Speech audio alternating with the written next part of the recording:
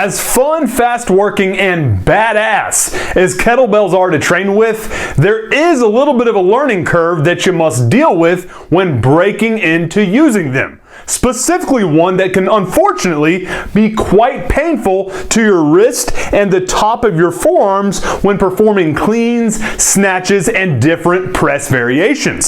So in today's video, I'm going to show you 4 different tricks and cues to prevent this pain from ruining your experience with these oh so badass training tools.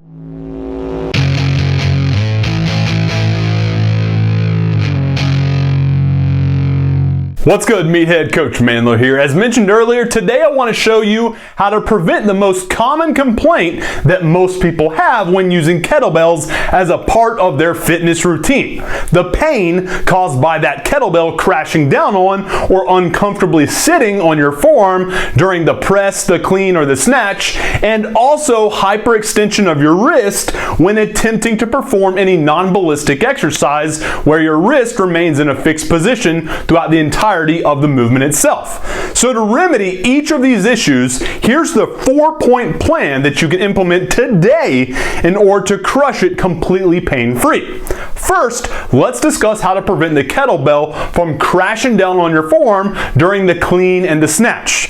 To do that, the initial step you need to take is dialing in how you grip the kettlebell. Regarding this, the first issue you need to correct is taking the handle out of your finger folds and stop gorilla gripping it.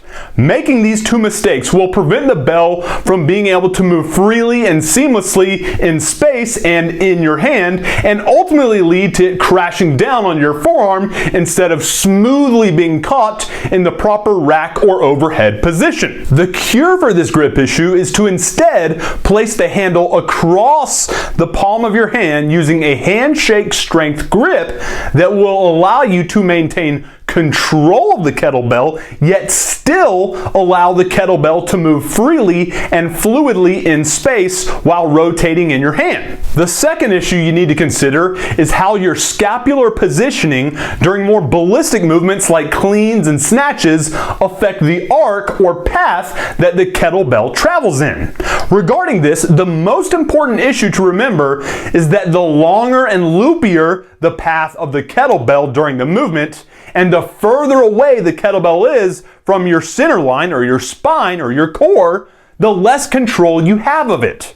And at the end of the day, when lifting any weight, you want to dictate and control the weight and the path it takes instead of the weight controlling you. Regarding this issue, the instant remedy is simply to focus on correcting your scapular or shoulder blade positioning so that they go from being protracted, which leads to a long and loopy bell path, to being both retracted and depressed, which creates a far smaller arc and far greater stability surrounding your spine with your core. The third trick is just a simple cue that you can use on top of the first 2 cues that we discussed that allow for you to transition smoothly from a ballistic position where the kettlebell is moving fast and explosively in space to being caught in a bang and bruise free fashion. Now, as I mentioned before, transitioning from the pull phase to the catch phase of the clean or the snatch can be painful if you don't know how to properly transition.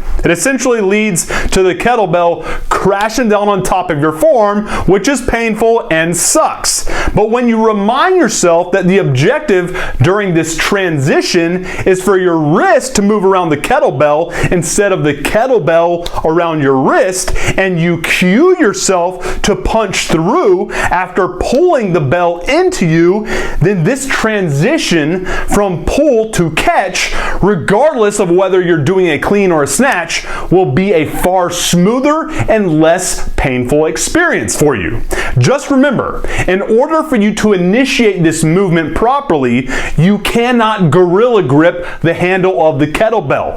It must be able to rotate freely in the palm of your hand as you punch through to get to that proper catch position. And the fourth and final cue that I'll give you, which to be honest is one that applies not just for kettlebells, but for all weights that you use when lifting, is the need for you to focus on keeping your joints stacked and in complete alignment so that hyperextension of your wrist doesn't cause any drop in force transfer from your body into the kettlebell itself, or any unnecessary pain in your wrist when pressing or holding the weight in a fixed rack or overhead position. For this, just remember to keep your knuckles on top of your wrist on top of your elbow, and when in an overhead position, your elbow on top of your shoulder. Again, this joint alignment not only serves to eliminate most wrist pain caused by hyperextension, but will also enhance force transfer into the kettlebell itself when you're lifting it. I promise. If you prioritize these 4 different troubleshooting cues, not only will your kettlebell training be less painful, but it'll yield better and faster improvements in how you look and perform as well when utilizing this badass tool for getting you jacked, ripped, and allowing you to be that ultimate ass-kicking machine that you want to be. Hey man, thank you so much for checking out today's kettlebell coaching video. If you have any more questions about how to effectively utilize and incorporate the kettlebell into your own training regimen, please just leave that question down in the comment section below so that I can do my part to help you out in your pursuit to looking like and performing like the badass you want to become. And one more thing before you bounce, if you enjoyed this coaching-based video and want me to start getting more into proper execution of the more effective exercises on top of the routines that I normally provide you guys, then do me a solid and like this video so I know I'm on the right track with what you're looking for on this channel. Remember, the feedback you give me on these videos makes my job as your coach much easier. So please keep the questions and suggestions coming by leaving those down below, and give me that thumbs up if you want more videos like you saw today. Appreciate your time, guys. Have a good one. MANdler out.